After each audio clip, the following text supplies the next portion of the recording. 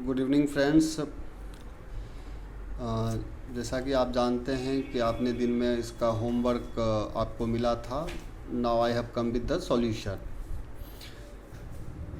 First question में आप देख सकते हैं कि दो पार्ट में है, एक ये मल्टीप्लिकेशन, बीच में माइनस और फिर मल्टीप्लिकेशन। तो हम क्या करेंगे, पहले अलग अलग परफॉर्म करेंगे, इस दोनों को एक साथ परफॉर्म करेंगे जो आएगा रिजल्ट, और फिर इस दोनों को परफॉर्म करके हम उसको माइनस करेंगे। क्योंकि बॉड मास के रूल में आप जानते हैं कि पहले इनटू का काम होता है, उसके बाद हम प्लस माइनस का करते हैं। प्लस माइनस में आप किसी को भी कर सकते हैं, लेकिन इनटू का काम पहले करना है। उसी तरह दूसरे में क्या देखते हैं कि डिवीज़न है और इनटू है और प्लस है, तो इसमें इनटू से भी पहले डिवीज़न का काम होता है। तो डिवीज़न को हम करेंगे 364 डिवाइडेड बाई 2, इसको हम पहले परफॉर्म करेंगे, फिर इनटू को लिखेंगे, फिर प्लस और फिर जो डिजिट है। नेक्स्ट स्टेप में हम इनटू को परफॉर्म करेंगे, फिर हम प्लस का काम करेंगे। थर्ड क्वेश्चन आपका सेम है सेकेंड की तरह। फोर्थ में हमने क्या किया है कि आपको एक मल्टीप्लिकेशन एडिशनल मिल गया, तो हमें करना क्या है, पहले फर्स्ट डिवीज़न का काम करना है, डिवीज़न के बाद बाकी को ज्यों का त्यों लिख लेना है, फिर इसको हम मल्टीप्लिकेशन करेंगे। चूँकि इजी प्रोसेस करने के लिए 361 मल्टीप्लाई बाय 3 कर लिया, उसके बाद फिर हम मल्टीप्लाई बाय 2 करेंगे। नेक्स्ट में हम देख पा रहे हैं 16 इंटू 4 64। आप इसको सिंपल टेबल से भी कर सकते हैं, लेकिन 16 का एक अच्छा तरीका भी होता है कि 16 को जब भी 4 से करते हैं तो इस तरह में कि 1 को हटा करके 6 के बाद 4 लगा देना है। जैसे आप यहाँ देख रहे हैं 1,666 इंटू 4, तो 1 को हटाइए, जितना 6 है उसको लिखिए, बाद में 4 लगा दीजिए। फिर ये 15 इंटू 15, ये आपको एक ख़ास तरीके से इसलिए दिया गया है ताकि आप इसको याद भी रख सकें। क्या होता है कि ये आपके जब आप मैथ बनाएंगे तो इसमें बार बार आएगा 15 इंटू 15 225, और इसी को जब हम 3 बार गुना करते हैं तो इसको क्यूब बोलते हैं और इसको हम स्क्वायर बोलते हैं। इसको आप याद भी कर लेंगे, आपको ये बार बार देखने को मिलेगा। नेक्स्ट क्वेश्चन में हम देख रहे हैं कि एलसीएम कह रहा है निकालने के लिए 40 और 30 का। इसको निकालने के कई रास्ते हैं। जैसे एक सिंपल सा ये है कि जो डिजिट दिया है उसका आप टेबल बढ़ाते जाएं। 40 1 जा 40, 80 120, 30 का आप देख रहे हैं 60 90 120। इसमें हमें देखना क्या होता है कि दोनों डिजिट में जब हम टेबल लिखते हैं तो ऐसा कौन सा नंबर आता है लोएस्ट जो दोनों में मिलता है। तो आप देख रहे हैं कि 120 दोनों में मिलता है, तो इसका एलसीएम 120 हो गया। अच्छा, अगर हम ऐसा नहीं करना चाहें तो और भी कर सकते हैं। हम क्या करते हैं, 40 को फैक्टराइज कर लेते हैं। सोच के देखिए 40 को फैक्टराइज हम कैसे करेंगे। इसको करने के तो एक ऐसे भी तरीके हैं कि 2 से आपने किया, सिंपलेस्ट से शुरू करते हैं। 2 से किया 20 आया, फिर 2 से किया 10 आया, फिर 2 से किया तो 5 आया, अब नहीं आएगा। तो हम इसको मन में कर लेते हैं, 2 इंटू 20 हो गया 40, फिर 20 को तोड़ेंगे 2 इंटू 10, फिर 10 को तोड़ेंगे 2 इंटू 5, अब नहीं टूटेगा। इसी प्रकार हम 30 को करते हैं तो 2 इंटू 3 इंटू 5। अच्छा, जब हम फैक्टराइज करते हैं तो हम क्या देखते हैं कि इसमें कॉमन कौन कौन सा है, हम फर्स्ट उसको लिखते हैं। तो कॉमन में हम लिखते हैं, जैसे 2 इंटू ये 2 दोनों में कॉमन है तो एक 2 लिखेंगे, 5 दोनों में कॉमन है तो एक 5 लिखेंगे। रेस्ट जो कॉमन नहीं है उसको हम कंप्लीट लिखते हैं। तो इसमें आप देख रहे हैं 2 है, दोनों को लिख लिया, इसमें एक 3 बच गया, उसको लिख। अब इस सबको जब आप मल्टीप्लाई करेंगे तो जो आपका नंबर आएगा that will be your LCM.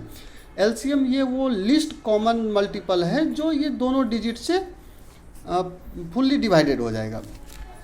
Next आप देख रहे हैं कि फाइंड एचसीएफ ऑफ 1520। तो डिवीज़न के मेथड से मैंने आपको ऑलरेडी एचसीएफ निकालना बताया। अब हम फैक्टराइज करेंगे, तो सेम 15 को जब हम फैक्टराइज करते हैं तो 5 इंटू 3 या 3 इंटू 5, 20 को भी जैसा मैंने आपको भी बताया, ऐसे जब आप फैक्टराइज करेंगे तो ये निकल के आएगा। एलसीएम में जो हम करते थे कि कॉमन को ले लेते थे, एचसीएफ में सिर्फ कॉमन को लेंगे जो दोनों में कॉमन होगा। अब दोनों में कॉमन मुझे 5 दिख रहा है, तो इसका एचसीएफ 5 होगा। अब नेक्स्ट एक फ्रैक्शन का आपको एडिशन दिया गया है, 2/4, 6/8 और 3/12। तो इसमें हम क्या देखते हैं कि नीचे जो डिनोमिनेटर है तीनों का अलग अलग है। सेम 4, 8, 12 इन तीनों का एलसीएम, एक ऐसा नंबर देखना है जो तीनों में आए। तो हम देखते हैं कि 24 तीनों में है, तो हम क्या करेंगे कि तीनों का डिनोमिनेटर को 24 करेंगे। अब जैसे 2/4 है तो 4 को हम किससे मल्टीप्लाई करेंगे 24 हो जाए। तो जैसे 6 है, इसमें करना क्या होता है, अगर आप 6 नीचे मल्टीप्लाई कर रहे हैं डिनोमिनेटर में तो न्यूमरेटर में भी आपको सेम करना पड़ेगा। नेक्स्ट में जैसे 8 है तो 8 को 3 से मल्टीप्लाई करेंगे तो 24 होगा, तो उसी तरह 6 में भी 3 से करना पड़ेगा।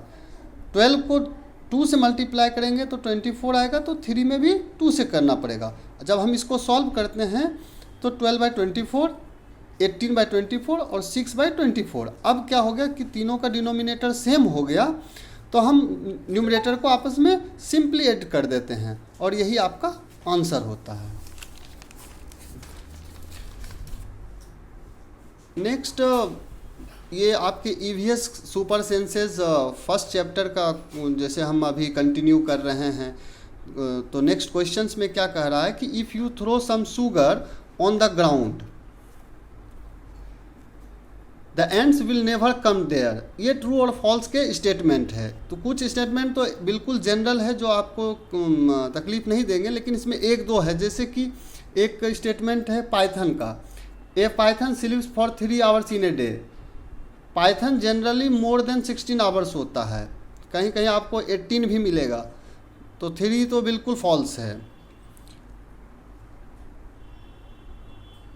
एक इसमें आपको देखने को मिलेगा जैसे टाइगर का, टाइगर इंडेंजर्ड एनिमल है। ये तो इसको आपको समझना पड़ेगा कि इंडेंजर्ड होता क्या है। जिस स्पीसीज़ की संख्या बड़ी तेज़ी से घटने लगती है, क्योंकि शिकारी वगैरह शिकार करते हैं, हंटर्स उसको स्किन्स की वजह से, आप जैसा जानते हैं कि टाइगर की हंटिंग की जाती है, तो इसको ध्यान में रखना पड़ेगा इंडेंजर टर्म को। ये कई बार आपको सुनने को मिलेगा। नेक्स्ट इंग्लिश में ये आपके 5th क्लास के सब्जेक्ट का है, चैप्टर से है ये। इसमें मैं कोशिश कर रहा हूँ कि आपको बाहर का कुछ भी ना दे करके आपके टेक्स्ट बुक का देने के लिए। तो इसमें कुछ वर्ड्स हैं और उसके मीनिंग्स है, इसको आप याद भी करेंगे। जैसे एक वर्ड है बिलव्ड। बिलव्ड क्या होता है, जो आपको अति प्यारा हो, तो इसको लव्ड डियरली भी कह सकते हैं। कंटेस्ट, कंटेस्ट क्या होता है, एक प्रकार का आप इसको कंपटीशन समझें। वर्दी, वर्दी मतलब होता है कीमत, जो मूल्यवान हो, तो डिजर्विंग। डिक्लेयर, डिक्लेयर मीन्स होता है कि आप कुछ किसी चीज़ के बारे में घोषणा करना, तो अनाउंस को भी घोषणा बोलते हैं।